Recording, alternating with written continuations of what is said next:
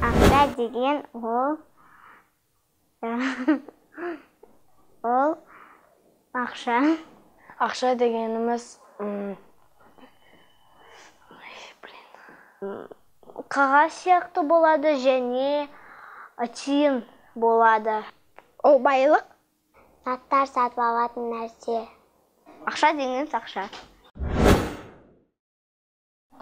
Теңге дегеніміз тиын. Домалақ ақша.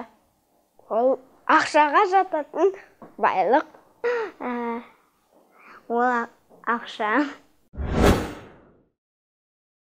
Депозит ол адам өз жерге жинаған ақшасын береді, салады. Депозит деген банкке салып қоятын ақша. Маманың ақша сақтайтын жері. Банкқа салуға болады, процент береді.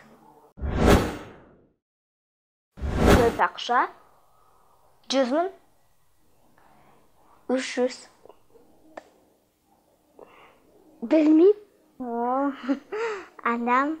адаммен бөліседі. Миллион. Банк деген ол адам жұмыс істейтін жер.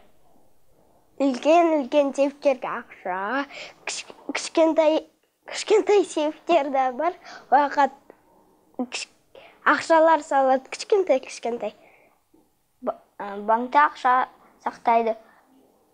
Көп ақшасы бар.